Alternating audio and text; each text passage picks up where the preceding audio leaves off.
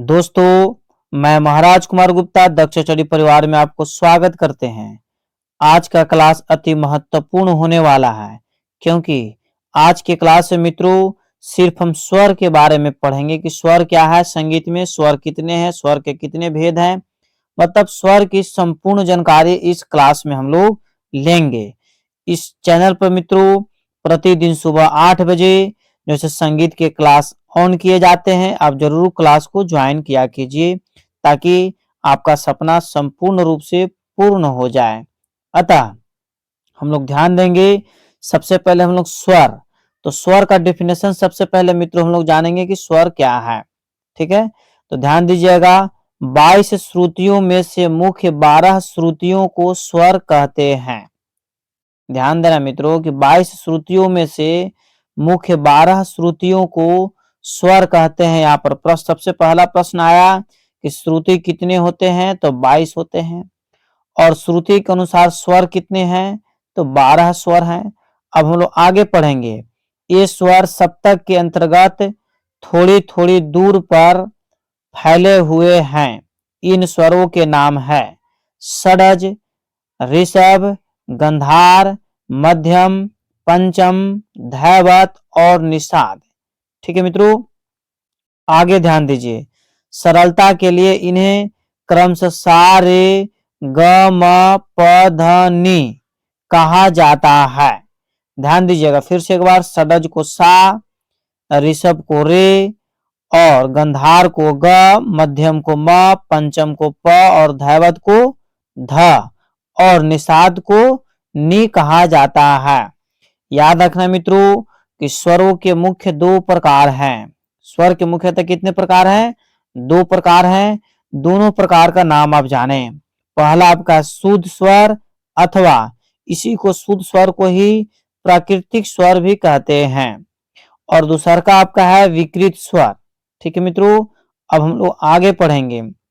सबसे पहले हम लोग को था शुद्ध स्वर। सबसे पहले क्या था?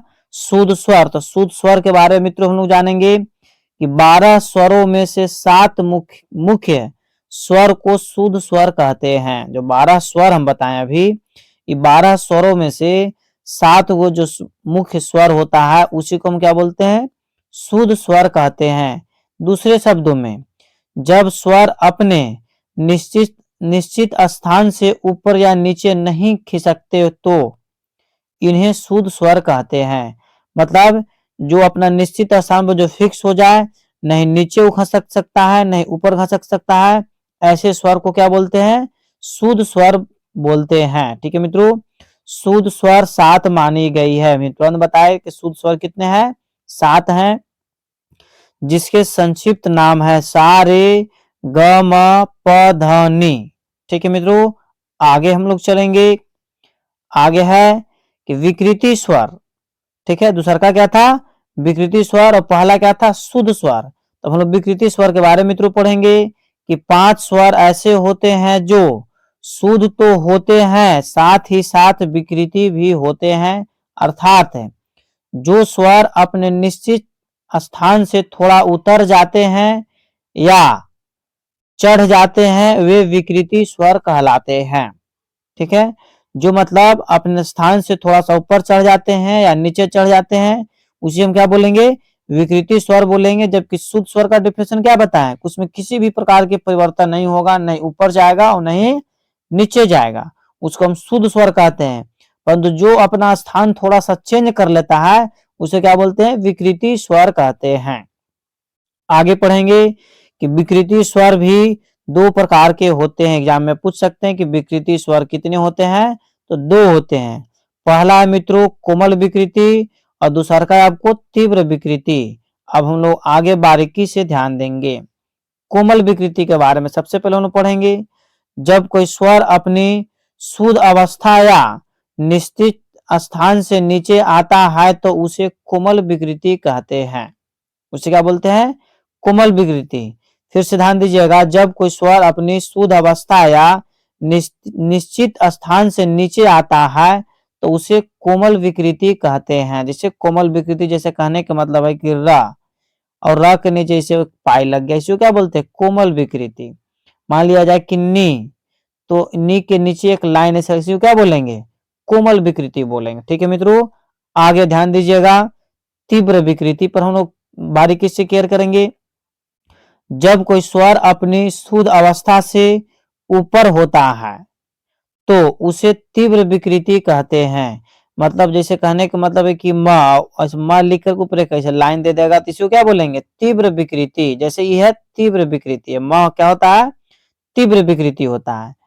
सप्तक, षडज और पंचम के अतिरिक्त शेष स्वर रे, ग, ध और नि स्वर को कोमल विकृति तथा म को तीव्र विकृति कहते हैं। हम बताए ना कि म क्या है? तीव्र विकृति है। बाकी रे, ग, ध और नि क्या है?